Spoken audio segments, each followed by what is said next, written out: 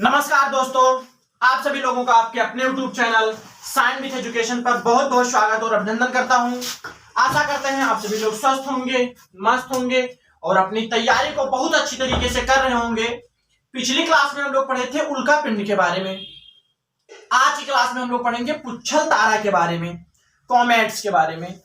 तो अगर इनकी बात किया जाए कि ये किनके बने होते हैं, तो समझ लीजिए कि ये गैसों और धूल के बने हुए पिंड होते हैं और गैसों और धूल के बने हुए पिंड होते हैं और ये सूर्य से बहुत दूरी पर स्थित होते हैं। मतलब ये सूर्य से बहुत दूरी पर स्थित होते हैं। जब ये सूर्य के नजदीक आते हैं, मतलब जब ये सूर्य के गुरुत्वीय क्षेत्र में आते हैं, तो ये सूर्य की तरफ आकर्षित होने लगते हैं और ये जलना शुरू कर देते हैं। मतलब सूर्य के गुरुत्वीय क्षेत्र की तरफ आकर्षित होते हैं और ये जलना शुरू कर देते हैं। तो इन्हीं सब पॉइंटों को हम लोग नोट करते हुए और समझते हुए आगे बढ़ेंगे। तो बिना किसी देरी के हेडिंग डालिए, पुच्छल तारा।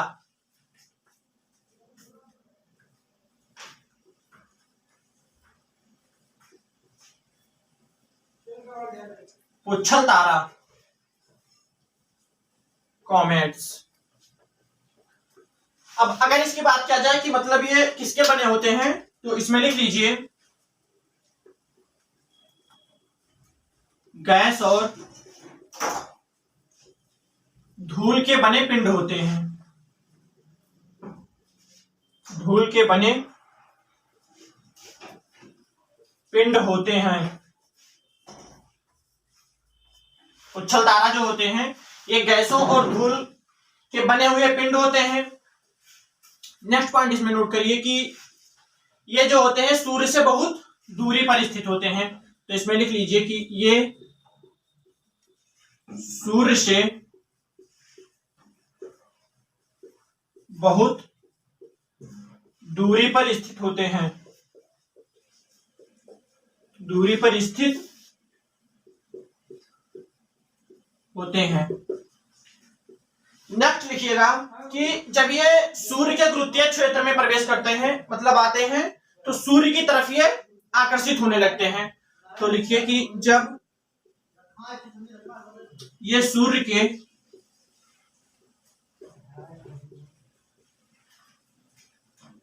गुरुत्व क्षेत्र में प्रवेश करते हैं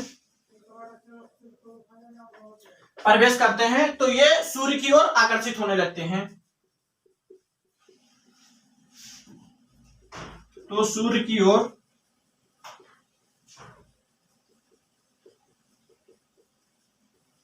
आकर्षित होने लगते हैं। सूर्य की ओर आकर्षित होने लगते हैं और ये जलना शुरू कर देते हैं। तो इसको आप सभी लोग नोट कर लीजिए सबसे पहले कि जो पुच्छल तारा होता है वो गैसों और धूल के बने हुए पिंड होते हैं। ये सूर्य से बहुत दूरी पर स्थित होते हैं और जब ये सूर्य के गुरुत्व क्षेत्र में प्रवेश करते हैं तो ये सूर्य की ओर आकर्षित होने लगते हैं और ये जलना शुरू कर देते हैं। तो इसको आप सभी लोग नोट कर लीजिए, फिर हम लोग नेक्स्ट पॉइंट में समझेंगे कि मतलब जब ये जलना शुरू कर देते हैं तो इनकी जो आकृति होती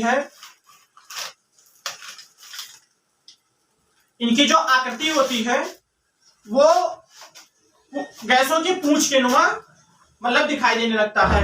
इनकी आकृति जो होती है वो गैसों के पूंछ के नुमा होती है। तो आशा करते हैं आप सभी लोग इसको नोट कर चुके होंगे।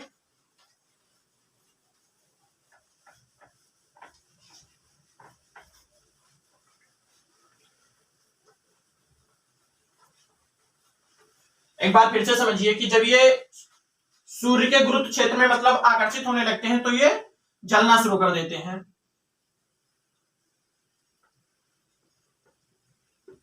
जलना शुरू कर देते हैं।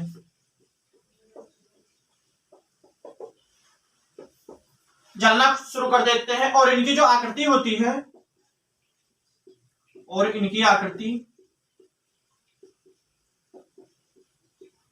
इनकी जो आकृति होती है वो गैसों के पूंछनुमा इनकी आकृति होती है। गैसों के पूंछनुमा होती है। ऐसे समझिए कि ये सूर्य है, ये सन है, और इनकी जो आकृति होती है वो ऐसे समझिए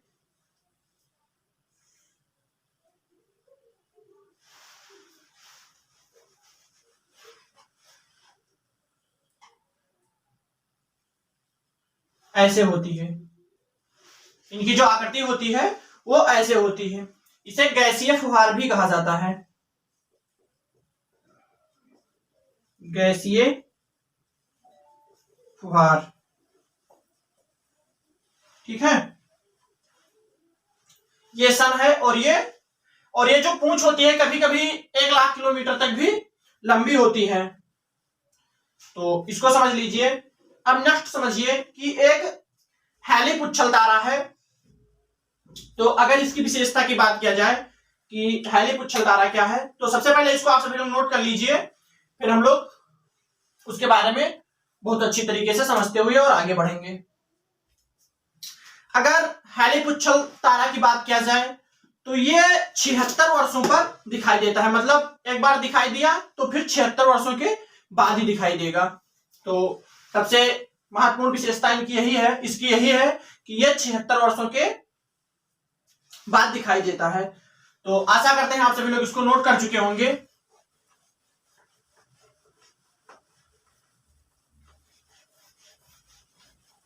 नेक्स्ट पॉइंट में लिखिए कि हेलीपुच्छल तारा एक है। हेलीपुच्छल तारा। अब अगर इसके विशेषता की बात किया जाए तो ये 76, लिख लीजिए, ये 76 वर्ष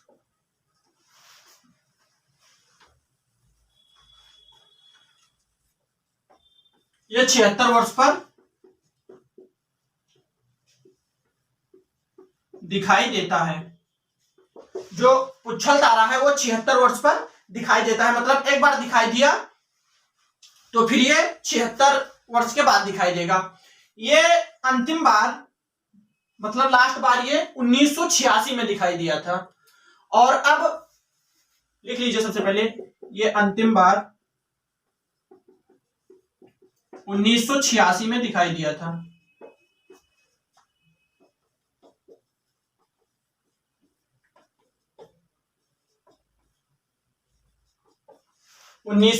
में दिखाई दिया था। अब ये नेक्स्ट बार दिखाई देगा 2062 में, मतलब 76 वर्ष बाद 2062 में अब दिखाई देगा।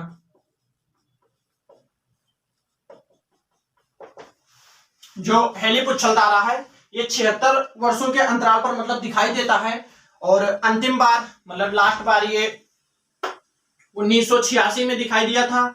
अब नेक्स्ट ये 2062 में दिखाई देगा। तो आशा करते हैं आप सभी लोग पुच्छल तारा समझ गए होंगे। तो इस क्लास में बस इतना ही। अगली क्लास में हम लोग पढ़ेंगे अक्षांश और देशांतर के बारे में, कि जो अक्षांश रेखाएं होती हैं और देशांतर रेखाएं होती हैं ये क्या क्या होती हैं, इनके बारे में हम लोग बहुत अच्छे डिटेल से समझेंगे और पढ़ेंगे। तो इस क्लास में बस इतना ही।